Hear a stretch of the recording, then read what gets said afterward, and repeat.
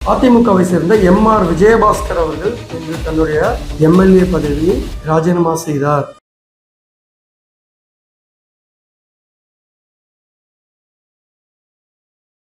TVK தலைவர் திரு Joseph Vijay அவர்கள் பாத்தீங்கன்னா தோழமை கூட்டணி கட்சி தலைவர்களுக்காக இவங்களெல்லாம் வச்சு கோவளத்துல புதன்கிழமை ஜூலை 1ஆம் தேதி 4 மணி அளவில் ஒரு மீட்டிங் போட போறாரு.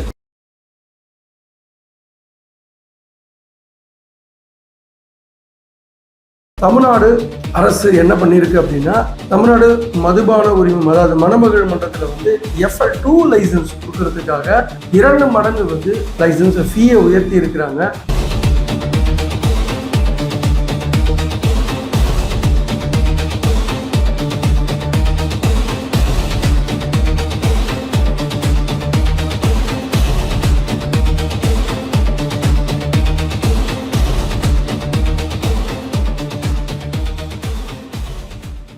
வணக்கம் HKS வாய்ஸ் மீடியா நேயர்களே. இன்றைய நிகழ்ச்சியில அதாவது இன்றைய காணொலியில நம்ம என்ன பார்க்க போறோம் அப்படின்னா, ரொம்ப பரபரப்பான விஷயங்கள் நம்ம பார்க்க போறோம். அதுல முதலாவதாக அதிமுகவை சேர்ந்த எம்.ஆர். விஜயபாஸ்கர் அவர்கள் இன்று தன்னுடைய எம்எல்ஏ பதவியை ராஜினாமா செய்தார். ஏன் ராஜினாமா செய்தாரு? இவரு கூட இன்னும் நிறைய பேர் ராஜினாமா செய்யப்படுதா சொல்லப்படுது. காரணம் என்ன அப்படின்றத பார்ப்போம். அடுத்தது டிவிகே தலைவர் திரு ஜோசப் விஜய் அவர்கள் பாத்தீங்கன்னா தோழமை கூட்டணி கட்சி தலைவர்களுக்காக இவங்களெல்லாம் வச்சு கோவளத்துல அதாவது புதன்கிழமை ஜூலை 1ஆம் தேதி 4 மணி அளவில் ஒரு மீட்டிங் போட போறாரு. அந்த மீட்டிங் ஏன் போட போறாரு, எதுக்காக இந்த கூட்டம் அப்படின்றதையும் பார்க்கலாம். மூன்றாவதாக தமிழ்நாடு அரசு என்ன பண்ணிருக்கு அப்படின்னா, தமிழ்நாடு மதுபான உரிமம் அதாவது மணமகள் மன்றத்தில் FL2 லைசன்ஸ் கொடுக்கறதுக்காக 2 மடங்கு லைசன்ஸ் ஃபீயை உயர்த்தி இருக்கிறாங்க. இது நல்ல விஷயமா அப்படின்றதையும் பார்த்துடலாம். வாங்க நிகழ்ச்சிக்குள்ள போகலாம். அதுக்கு முன்னாடி உங்ககிட்ட எல்லாருக்கிட்டையும் ஒரு ஹம்பிள் ரிக்வெஸ்ட் என்ன அப்படின்னா, எங்களோட சேனலை தொடர்ந்து பார்க்குற அத்தனை பேருக்கும் நன்றி. தொடர்ந்து எங்க சேனலை பார்த்துட்டு சப்ஸ்கிரைப் பண்ணாம இருக்கிற நீங்க சப்ஸ்கிரைப் பண்ணிட்டு கூடவே பெல் பட்டனையும் அழுத்திட்டு பாருங்க. அப்பதான் எங்களை நீங்க ஊக்குவிக்கிறதா எங்களுக்கும் தோணும். இந்த மாதிரி நிறைய வீடியோஸ் உங்களுக்கு தொடர்ந்து வழங்கிட்டு இருக்க முடியும். வாங்க நிகழ்ச்சிக்குள்ள போலாம். இன்றைய தினம் ஜேசிடி பிரபாகர் சபாநாயகர் அவர்களை எம்.ஆர். விஜயபாஸ்கர் கரூர் சட்டமன்ற தொகுதியை சேர்ந்தவர், அதிமுகவை சேர்ந்த அவர் இன்னைக்கு தன்னுடைய எம்எல்ஏ பதவியை ராஜினாமா பண்ணியிருக்காரு. ஸோ அது இன்னைக்கு சட்டசபையில ஜேசிடி பிரபாகர் அவர் முன்னிலையில ராஜினாமா கடிதத்தை கொடுத்திருக்காரு. ஸோ ஏன் இந்த மாதிரி தொடர்ந்து அதிமுகவில் ராஜினாமா பண்ணிட்டு இருக்காங்க அப்படின்னு பார்க்கலாம். அதுக்கு முன்னாடி பாத்தீங்கன்னா மொத்தம் 6 தொகுதியில ஆல்ரெடி காலியா இருக்கு. அதுல 5 சட்டமன்ற உறுப்பினர்கள் அதாவது அதிமுகவை சேர்ந்த 5 சட்டமன்ற உறுப்பினர்கள் ராஜினாமா பண்ணிட்டாங்க. ஸோ அதுல நம்ம பார்க்கலாம் யார் யார் அப்படின்னா, மரகதம் குமரவேல் மதுராந்தகம் தொகுதியில் இருந்தோம், ஜெயக்குமார் பெருந்துறை தொகுதியில இருந்தோம், இசக்கி சுப்பையா அம்பா சமுத்திரத்தில் இருந்தோம், டாக்டர் சி விஜயபாஸ்கர் விராலிமலை தொகுதியில் இருந்தும் அவர் ஜூன் 16ஆம் தேதியே ராஜினாமா பண்ணிட்டாரு. So MR. விஜயபாஸ்கர் கரூர் சட்டமன்ற தொகுதியை சேர்ந்த அவர் இன்னைக்கு காலையில ராஜினாமா பண்ணாரு. சரி, இந்த 6 பேரும் அதிமுகவில் ராஜினாமா பண்ணாங்க. இது இல்லாம தமிழக முதல்வர் திரு ஜோசப் விஜய் அவர்கள் திருச்சி கிழக்குல ராஜினாமா பண்ணியிருந்தாரு. ஏன்னா அவர் சட்டமன்ற தேர்தலில் 2 தொகுதியில போட்டியிருந்தாரு. பெரம்பூர் தொகுதியை வெற்றி பெற்றாரு, திருச்சி கிழக்கிலையும் வெற்றி பெற்றார். ஸோ பெரம்பூர் தொகுதியை எம்எல்ஏவா தொடர்றாரு, திருச்சி கிழக்கு ராஜினாமா பண்ணார். ஆக மொத்தம் 7 தொகுதிக்கு பாத்தீங்கன்னா இடைத்தேர்தல் நடைபெறும் என்று சபாநாயகரால் அறிவிக்கப்பட்டுள்ளது. சரி, ஏன் இந்த மாதிரி தொடர்ந்து அதிமுகவில் ராஜினாமா பண்றாங்க அப்படின்னா, ரொம்ப சிம்பிளான ஒரு ரீசன் சொல்றாங்க. தலைமை எல்லாரையும் அரவணைத்து செல்வதில்லை, தலைமை பண்புக்கு தகுதி இல்லாதவர் EPS. ஏன் அப்படின்னா, நடந்து முடிந்த சட்டமன்ற தேர்தலில் கூட்டணியை சரியா அமைக்காத காரணத்தினாலும் வியூகத்தை சரியா அமைக்காத காரணத்தினாலையும் தோத்து போயிட்டோம். அதே போல தோத்து போனதோடு மட்டும் இல்லாம இந்த தேர்தலில் 3வது இடத்துக்கு போயிடுச்சு. கிட்டத்தட்ட 32 வருஷம் நம்ம ஆட்சி செய்த ஒரு அரசியல் கட்சி இன்னைக்கு ஒரு படு பாதாளத்துல போற காரணம் EPS அவர்கள் தான். இவர் தான் இவரை எதிர்த்தவர்கள் அத்தனை பேரையும் கட்சியை விட்டு நீக்கிறாரு. குறிப்பாக டிடிவி தினகரன், திருமதி சசிகலா, திரு O பன்னீர்செல்வம், இப்படி திரு செங்கோட்டையன், திரு ஜேசிடி பிரபாகர், இந்த மாதிரி எல்லாரையும் கட்சியை விட்டு நீக்கிக்கிட்டே இருக்கிறதுனால கட்சியோட ஒற்றுமை இல்லாத பலம் குறைஞ்சு காணப்படுது அப்படின்னு ஏகப்பட்ட காரணங்களை சொல்லி தமிழக சட்டசபையில பாத்தீங்கன்னா பெரும்பான்மையை நிர்வகிக்கிறதுக்காக ஜோசப் விஜய் அவரோட தலைமையை ஆதரிச்சு அதிமுகவோட ரெபேல் 25 எம்எல்ஏஸ்கள் போர்க்குடி தூக்குனாங்க இல்லையா, அந்த போர்க்குடி தூக்கி விஜய் அவர்களுக்கு பெரும்பான்மை நிரூபிக்கிறதுக்கு இந்த 25 பேரும் வாக்களிச்சிருந்தாங்க. பிற்காலங்களில் பாத்தீங்கன்னா அவர்கள் மீது கட்சி தாவல் தடை தடை பிரகாரம் சட்ட நடவடிக்கை எடுக்கப்படும், எம்எல்ஏ பதவி பறிப்போயிடும் என்ற ஒரே காரணத்துக்காக மீண்டும் அதாவது இந்த 4 பேர், அதாவது மரகரம் குமரவேல், ஜெயக்குமார், சத்யபாமா, இசகி சுப்பையா, இவங்க 4 பேர் மட்டும் ராஜினாமா பண்ணாங்க. மீதி பேர் வந்து சமாதானமா போயிட்டாங்க. எடப்பாடி பழனிசாமியை வந்து பொதுச் செயலாளர்கிட்ட பேசி சமாதானமா போயிட்டாங்க. போனதுக்கு அப்புறமா நீண்ட காலமாக இவர்களுக்கு வந்து ஏற்கனவே கட்சி பதவி வந்து பறிச்சிருந்தார் இல்லையா, வகித்த கட்சி பதவியெல்லாம் கொடுக்கலன்றது நீண்ட காலமாக ஒரு பிரச்சனையா வெடித்திருந்தது. கடந்த ஜூன் 25ஆம் தேதி வந்து பாத்தீங்கன்னா இவர்களுக்கு எல்லாமே வந்து கட்சி பதவியை கொடுத்தாரு. ஆனா இவர்களுக்கு வந்து அதுல திருப்தி ஏற்படல. ஏன் அப்படின்னா அவங்க இதுக்கு முன்னாடி மாவட்ட செயலாளர்களா இருந்தாங்க. மாவட்ட செயலாளர்கள் கொடுக்காம அலங்காரிக்கும் பதவிகள், அதாவது பாக்குறதுக்கு வெளியில ஒரு பெரிய பதவி போல தெரிஞ்சாலும் அந்த பதவிக்கு வந்து ஒன்றும், அதாவது ஒரு கிளை செயலாளரை கூட என்னால வந்து நியமிக்க முடியாது. கட்சியில வந்து பொதுக்குழு கூட்டத்துல என்னால மேடையில உட்கார முடியுமே கண்டி அந்த இடத்துல என்னால அதிகாரம் செலுத்தவோ வாக்களிக்கவோ முடியாது அப்படின்ற அடிப்படையில இவர்கள் எல்லாமே இன்னும் எடப்பாடி பழனிசாமி அவர்களிடம் சண்டை போட்டுட்டு தான் இருக்காங்க.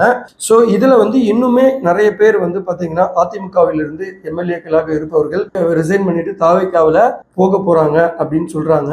சோ அதுல வந்து பாத்தீங்கன்னா திரு சி.வி. சண்முகம் அவர்கள் வந்து பாத்தீங்கன்னா ஏற்கனவே கடும் அதிருப்தியில இருக்காரு.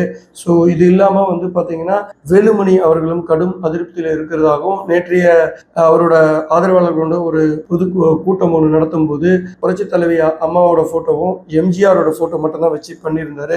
தற்போதைய பொதுச் செயலாளர் எடப்பாடி பழனிசாமியோட உருவத்தை எந்த இடத்துலயும் காணும் அப்படின்ற ஒரு கம்ப்ளைண்டோட ரத்தங்கள் சொல்லியிருந்தாங்க. சோ இந்த மாதிரி வந்து கடும் அதிருப்தியில் இருக்கிறவங்க நிர்வாகிகள் எல்லாமே வந்து பாத்தீங்கன்னா ஆதவ் அர்ஜுனா அவர்கள் வந்து தொடர்ந்து வந்து பேசிட்டு எல்லாரையும் இந்த டிவிகேக்கு இழுக்கிற வேலையை பார்த்துக்கிட்டே இருக்காரு. இன்னும் நிறைய பேர் இந்த டிவிகே கட்சிக்கு வருவாங்க அப்படின்னு சொல்லப்படுது.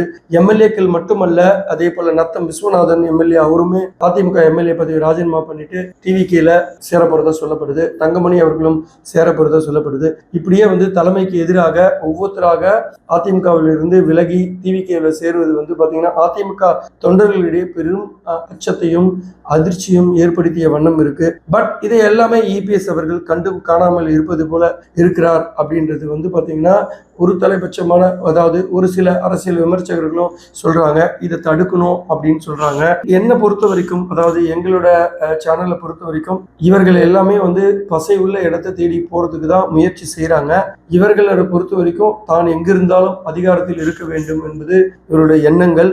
இவ்வளவு நாள் இந்த கட்சியில வந்து நிறைய வந்து பதவி சுகத்தை அனுபவிச்சு பல கோடிகளை வந்து சம்பாதிச்சிருக்காங்க. தொடர்ந்து இவங்க செய்யும் வியாபாரத்துக்கெல்லாம் வந்து பாத்தீங்கன்னா பாதுகாப்பு இல்லாத ஒரு சூழ்நிலை ஏற்படுது. இப்ப எதிர்கட்சியா இருந்தா கூட ஓரளவுக்கு தங்களுடைய வியாபாரத்தை எல்லாம் வந்து செழிப்பா நடத்த முடியும் அப்படின்றது. அது மட்டும் இல்லாமல் அதிகாரத்தில் இருக்கும்போது தன்னை சுத்தி இருந்தவங்க வந்து நம்மள பார்த்துட்டு இருந்தாங்க. அந்த மதிப்பு மரியாதையோட இருந்தோம். பிசினஸ்க்கும் நிறைய வந்து ஆப்பர்ச்சுனிட்டி கிடைச்சது. இது எல்லாமே கிடைக்காம போயிடும். ஸோ ஒன்று திமுக இருக்கணும், இல்லைன்னா ஆளும் கட்சியோடு இருக்கணும் அப்படின்ற எண்ணத்தோட தான் இவர்கள் எல்லாமே வெளியே போறாங்க. உண்மைதான், எடப்பாடி பழனிசாமி அவர்களை தலைமை சரியில்லை அப்படின்றத விட இந்த தடவை திமுகவோட தலைவர் திரு மு.க. ஸ்டாலின் அவர்கள் தோற்றுவிட்டார். அதை யாரும் மறக்க கூடாது. ஸோ அவருமே வந்து பாத்தீங்கன்னா 200 தொகுதிகளுக்கு மேல வெற்றி பெறுவோம் சொன்னாரு. ஆனா அவங்களாலேயே 59 தொகுதிகளில் மட்டும்தான் திமுகவில் வெற்றி பெற முடிஞ்சது. ஸோ இப்படி ஒரு டிவிகே அப்படின்ற ஒரு கட்சி ஆரம்பிச்சு விஜய் அப்படின்ற ஒரு சூறாவளி வந்ததுனாலதான் இவ்வளவு பேரும் தோற்கடிக்கப்பட்டார்கள் என்பதை எல்லாருக்குமே தெரியும். ஸோ இது யாரும் எதிர்பார்க்க முடியாத ஒரு வெற்றி அப்படின்றதுதான் எல்லாரோட பார்வை. இருந்தாலும் எடப்பாடி பழனிசாமி அவர்களும் விட்டு கொடுத்து போக வேண்டும் அப்படின்றது இன்னொரு தரப்பினருடைய வாதம். எதுவாக இருந்தாலும் என்ன நடக்க போகுது அப்படின்றத காலங்கள் பதில் சொல்லும். பொறுத்திருந்து பார்க்கலாம். ஸோ இப்போ அடுத்தது வந்து பாத்தீங்கன்னா ஜோசப் விஜய் அவர்கள், தமிழக முதல்வர் வந்து பாத்தீங்கன்னா ஒரு பக்கம் அதிமுக கட்சியில இருக்கிறவங்கள கொண்டு வர வேலையை ஆதவ அர்ஜுனா பார்த்துட்டு இருக்காரு. இன்னொரு பக்கம் ஆட்சியை தொடர்ந்து தக்க வைக்கணும், அதே போல வருகின்ற இடைத்தேர்தலில் வெற்றி பெறணும். அதுக்கு என்ன பண்ணணும் அப்படின்னா கூட இருக்கிற கூட்டணி கட்சி தலைவர்களை வந்து தக்க வைக்கணும். அதாவது திமுக கூட்டணியில இவங்க எல்லாருமே இருந்தாங்க. உதாரணத்துக்கு 2 கம்யூனிஸ்டுகள், அதாவது இடதுசாரிகள், அது போக IUML, விசிகா, இவங்கெல்லாம் வந்து அந்த கட்சியோட கூட்டணியில இருந்தாங்க. மதசார்பற்ற ஜனநாயக கட்சி அப்படின்னு சொல்லி ஒரு கூட்டணிக்கு பேர் வச்சுட்டு அந்த கூட்டணியில இருந்தாங்க. ஸோ அந்த கூட்டணியில இருக்கிறவங்க ஒரு வழியா டிவிகே கட்சிக்கு வந்து ஆதரவு கொடுத்து ஆட்சி அமைப்பதற்கு ஆதரவு கொடுத்திருந்தாங்க. அதுல காங்கிரஸ் மட்டும்தான் வந்து பாத்தீங்கன்னா தைரியமா ஒரு முடிவு எடுத்துட்டு இமீடியட்டா வந்து டிவிகே கட்சிக்கு ஆதரவு கொடுத்தாங்க. இந்த விசிகா, 2 இடதுசாரிகள், ஐயுமல் இவங்கெல்லாம் வந்து பாத்தீங்கன்னா திமுக தலைவரை போய் பார்த்துட்டு அதுக்கப்புறமா அவர் சொல்றதை கேட்டு அதன் பிறகு வந்தோன்ற அடிப்படையில பத்திரிகைகள் நம்ம பார்த்திருப்போம். ஸோ பிற்காலத்துல இது மாதிரி அவங்க இன்னுமே டிஎம்கேவோட கட்சியோட தொடர்ந்து உறவுகளை கொண்டிருக்காங்க. இது வந்து சரி வராது அப்படின்றது திரு விஜய் அவர்களோட ஐடியா. ஸோ இது மாதிரி அவங்க கிட்ட இங்க ஒரு கால் அங்க ஒரு கால் இருக்கக்கூடாது அப்படின்றது எண்ணத்தோட தான் அவர் என்ன பண்றாரு அப்படின்னா, நாளை மறுநாள் அதாவது புதன்கிழமை கோவளத்துல வந்து ஒரு கூட்டத்தை நடத்துறாரு. இந்த கூட்டத்தை பொறுத்த வரைக்கும் அனைத்து தோழமை கட்சிகளையும் வரவழைச்சு திமுக கூட்டணியில இன்னமும் பேச்சுவார்த்தை நடத்திட்டு இருக்கிற விசிகா, கம்யூனிஸ்ட் இவங்களெல்லாம் வந்து ஒரு முடிவை எடுக்க வச்சு அவங்களெல்லாம் வந்து நன்றி சொன்னதோடு மட்டும் அல்லாமல் சொல்வதோடு மட்டும் அல்லாமல் நாமெல்லாம் இதே போலயே ஒத்துமையா செயல்படலாம், இடைத்தேர்தலை சந்திக்கலான்ற அடிப்படையில பேச்சுவார்த்தை நடத்துவதற்காக ஒரு வியூகத்தை அமைச்சிருக்காரு. இதுக்காக special invitation through Aadhav Arjuna மூலியமும் புசி ஆனந்த் மூலியமும் இவர்களுக்கு எல்லாமே வந்து பர்சனலா போயிட்டு இன்விடேஷன் வச்சுட்டு நாளை மறுநாள் நடக்கும் கூட்டத்துக்கு வர வைக்கிறாங்க. இந்த கூட்டத்துல என்ன மாதிரி பேச போறாரு அப்படின்னு நம்ம பார்க்கும்போது திரு முதல்வர் விஜய் அவர்களோட ஐடியாலஜி என்ன அப்படின்னா, நீங்க என் கூட தொடர்ந்து இருங்க, உங்களுக்கு வந்து ஆட்சியிலையும் அதிகாரத்திலையும் நாங்க பங்கு தரோம். அதே போல நிர்வாகத்துல ஏதாவது ஐடியா சொல்லணும், இல்ல நிர்வாகத்துல நாங்க ஏதாவது தவறு செய்திருந்தாலும் அதை சுட்டி காட்டுங்க, நாங்க அதை திருத்திக் கொள்றோம் அப்படின்ற அடிப்படையில இவர்களை முழுவதுமாக டிவிகே கூட்டணிக்கு கொண்டு வர வேண்டும் அப்படின்றதுதான் அவரோட ஐடியாலஜி. இப்போ பாத்தீங்கன்னா நேற்றைய தினம் மறுமலர்ச்சி திராவிட முன்னேற்ற கழகம், அதாவது 7ஆம் தேதி ஜூன் 27ஆம் தேதி மறுமலர்ச்சி திராவிட முன்னேற்ற கழகமும் திமுக கூட்டணியிலிருந்து விலகி டிவிகே கூட்டணிக்கு வந்துருச்சு. இப்படி தொடர்ந்து அந்த திமுக கூட்டணியிலிருந்து வரும் அனைத்து கட்சிகளையும் இந்த இவர டிவிகேவோட தலைமையில ஒரு கூட்டணி அமைக்கணும், இடைத்தேர்தல முழுவதுமாக வெல்லணும். அதாவது தற்பொழுது 7 சட்டமன்ற தொகுதிக்கு வந்து காலியா இருக்கு. இந்த 7 தொகுதியிலையும் முழுமையா ஜெயிக்கணும். அப்படி ஜெயிக்கிறதோடு மட்டும் இல்லாம இன்னும் அதிமுகவுல இருந்து சில எம்எல்ஏக்களை வந்து உருவி ஃபுல் மெஜாரிட்டியோட டிவிகே கட்சியும் இருக்கணும். இந்த கூட்டணி தலைவர்களையும் ஒன்னா வச்சுக்கணும். வருகின்ற இடைத்தேர்தலாக இருக்கட்டும், நாடாளுமன்ற பொது தேர்தலாக இருக்கட்டும், டிவிகே தலைமையில ஒரு பலமான கூட்டணியை உருவாக்கணும், தொடர்ந்து வெற்றி பாதையில போகணும் அப்படின்ற அடிப்படையில திரு ஜோசப் விஜய் அவர்கள் ஒரு வியூகத்தை வகுத்திருக்காரு. உண்மையிலேயே ஒவ்வொரு ஸ்டெப்ஸும் திரு ஜோசப் விஜய் அவர்கள் எடுத்து வைக்கிறத பார்க்கும்போது ஒரு தேர்ந்த அரசியல்வாதியாகவே என்ன தோன்றுகிறது. நம்மளுடைய வாழ்த்துக்கள் அவருக்கு. அடுத்தது 3வது விஷயம் என்ன அப்படின்னு பாத்தீங்கன்னா, இன்றைய தினம் தமிழக அரசு வந்து பாத்தீங்கன்னா மணமகள் மன்றங்களுக்கு, அதாவது ரெக்ரியேஷன் கிளப், இதுக்கெல்லாம் வந்து பாத்தீங்கன்னா லைசன்ஸ் சார்ஜஸை 15 லட்சத்திலிருந்து 30 லட்சமாக உயர்த்தி விட்டார்கள். அதாவது 2 மடங்கு உயர்த்தி விட்டார்கள். ஸோ இது எதுக்காக உயர்த்தப்பட்டது அப்படின்னு நம்ம பார்க்கறதுக்கு முன்னாடி கொஞ்சம் பின்னாடி போய் திமுக அரசாங்கத்தில் இதுக்கு என்ன மாதிரி இந்த லைசன்ஸுக்கு இம்பார்ட்டன்ஸ் கொடுத்தாங்க, எவ்வளோ வந்து ஃபீஸ் வாங்கியிருந்தாங்க அப்படின்னு பார்த்துட்டு வந்துடுவோம். ஸோ இதுக்கு முன்னாடி திமுக அரசாங்கம், அதாவது 2021ஆம் ஆண்டு ஆட்சி கட்டில் அமரும் போது என்ன பண்றாங்க அப்படின்னா, டாஸ்மார்க்கை வந்து அப்படியே வந்து 500 டாஸ்மார்க்கை க்ளோஸ் பண்றன்ற பேர்ல க்ளோஸ் பண்ணிட்டு இந்த மணமகள் மன்றங்கள், அதாவது இந்த மணமகள் மன்றங்கள் என்ன அப்படின்னா, இதுல இருக்க உறுப்பினர்களுக்காக அவங்க வசதிக்காக தனியாக ஒரு பார், அதாவது ரெக்ரியேஷன் கிளப் அப்படின்ற பெயர்ல வந்து ஆரம்பிப்பாங்க. இந்த பார், இந்த ரெக்ரியேஷன் கிளப்ல யாருன்னா அதோட மெம்பர்ஷிப்ல இருக்கிற அந்த உறுப்பினர்களும் அவங்களோட கெஸ்ட் இவங்கெல்லாம் வந்து மட்டும் குடிக்கக்கூடிய ஒரு இடமாக இது இருக்கும். இந்த இடத்துல வந்து பாத்தீங்கன்னா இப்போ இந்த இடத்துக்காக கடந்த திமுக ஆட்சி காலத்துல வந்து பாத்தீங்கன்னா டாஸ்மாக 500 குறைச்சிட்டு இங்க அதிகமான ஆட்களுக்கு வந்து லைசன்ஸ் கொடுத்துக்கிட்டே இருந்தாங்க.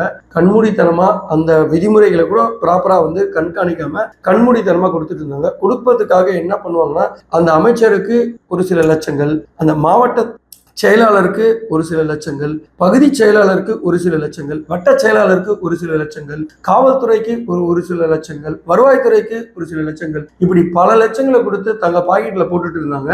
அரசாங்க ஃபீஸா அப்படின்னு பாத்தீங்கன்னா 15 லட்சம் தான் வாங்கிட்டு இருந்தாங்க. அத இன்றைய அரசு, அதாவது டிவிகே அரசு என்ன பண்ணுது அப்படின்னா, இந்த பணம் கஜானாவுக்கு நேரா வரணும், நிதி பற்றாக்குறையில் இருக்கும்போது இந்த மாதிரி மணமகள் மன்றங்கள் வந்து கொள்ள லாபம் அடிச்சிட்டு இருக்காங்க, ஏன் இவங்க கிட்ட வந்து நம்ம கூடுதலா வசூலிக்க கூடாது அப்படின்னு சொல்லி அதோட துறை அமைச்சர் விக்னேஷ் ஏற்கனவே சொல்லியிருந்தாரு. மாண்புமிகு விக்னேஷ் வந்து சொல்லியிருந்தாரு, நாங்க சிலதெல்லாம் மாற்றி அமைக்க போறோம் அப்படின்னு சொல்லியிருந்தார். அதன் அடிப்படையில தான் வந்து பாத்தீங்கன்னா இன்னைக்கு விலை வந்து அமைக்கப்பட்டு இருக்கிறது. அதாவது தமிழ்நாடு மதுபான உரிமம் மற்றும் அனுமதி மணமகள் மன்றங்களுக்கு FL லைசன்ஸ் 2ன்னு சொல்லுவாங்க. FL1 அப்படின்னா டாஸ்மார்க்கோட லைசன்ஸ், FL2 அப்படின்றது மணமகள் மன்றத்துக்கு, FL3 அப்படின்றதுக்கு ஸ்டார் ஹோட்டல்ல இருக்கிற அவங்க கெஸ்ட்டுக்கு கொடுக்கறதுக்காக. பட் இப்போ தற்போது FL2 மட்டும்தான் உயர்த்தி வழங்கப்பட்டிருக்கு. அதாவது என்ன அப்படின்னா அப்ளிகேஷன் ஃபீ சென்னை போல இருக்கிற நகரங்களுக்கு வந்து பாத்தீங்கன்னா அப்ளிகேஷன் ஃபீ 10,000, அது போக லைசன்ஸ் ஃபீ 30,000, சிறப்பு சலுகை கட்டணன்ற அடிப்படையில் 15 லட்சத்துல இருந்து 30 லட்சமாக 2 மடங்கு உயர்த்தி வழங்கப்படுகிறது. அதே போல இன்னும் இந்த FL2 லைசன்ஸ்லயே 10 லட்சத்துக்கு குறைவான இருக்கிற மக்கள் இருக்கிற உறுப்பினர் இருக்கிற அந்த டாஸ்மார்க்கு வந்து பாத்தீங்கன்னா ஃபீ வந்து அதாவது அப்ளிகேஷன் ஃபீ 10,000, அதே போல லைசன்ஸ் ஃபீ 30,000, ஸ்பெஷல் கட்டணமாக வந்து 25 லட்சம், அதே போல 10 லட்சத்துக்கு குறைவா இருக்கிறதுல வந்து 25 லட்சம், அது போல நகரங்கள்ல வந்து 15 லட்சம், இப்படின்னு வந்து வகை வகையா பிரிச்சிருக்கிறாங்க. இந்த பணம் வந்து எப்படின்னு பாத்தீங்கன்னா அரசாங்க கஜானாவுக்கு முழுமையாக வரப்போகுது. ஸோ இதனால வந்து அரசுக்கு நல்லதுதான். ஆனா இந்த பணத்தை உயர்த்துறதுனால தற்பொழுது உறுப்பினர்கள் அந்த மணமகள் மன்றத்தில் இருக்கிறாங்க இல்லையா, ரெக்ரியேஷன் கிளப், இந்த உறுப்பினர்களுக்கெல்லாம் அடிப்படை வசதிகளையும் திருக்கிறதுக்கு சில விதிமுறைகளை திருத்தணும். அதே நேரத்தில் இந்த உயர்த்தப்பட்ட பணம் இந்த உறுப்பினர்கள்ட்ட இருந்து தான் வாங்க போறதா சொல்லப்படுது. ஸோ ஒரு வகையில மக்களுக்கு அந்த குடிக்கிற பர்டிகுலரா அந்த கிளப்ல இருக்கிறவங்களுக்கு கொஞ்சம் கஷ்டங்களாக இருந்தாலும், பட் இந்த பணம் முழுமையா கஜானாக்கு வருது. அரசியல் தலைவர்களுக்கு எதுவுமே, அதாவது ஆளுங்கட்சி பிரமுகர்களுக்கு எதுவுமே லஞ்சமா கொடுக்க தேவையில்லை அப்படின்ற அடிப்படையில் பார்க்கும்போது இது வரவேற்கத்தக்க ஒரு விஷயமாக தான் இந்த HKS வாய்ஸ் மீடியா பார்க்குது. தமிழக அரசாங்கம், அதாவது புதியதாக அமைந்திருக்கும் டிவிக்கு அரசாங்கம் நல்ல சில விஷயங்களை எடுத்துக்கொண்டே தான் இருக்கிறது. இதுக்கு நம்மளுடைய சேனல் சார்பாக வாழ்த்துக்கள். மீண்டும் இதே போல பல நிகழ்ச்சிகளையும் விதவிதமான வித்தியாசமான நிகழ்வுகளையும் உடனுக்குடன் உங்களுக்கு தரத்துக்கு நாங்கள் ரெடியா இருக்கோம். தொடர்ந்து எங்க சேனலை சப்ஸ்கிரைப் பண்ணிட்டு பாருங்க. நன்றி, வணக்கம்.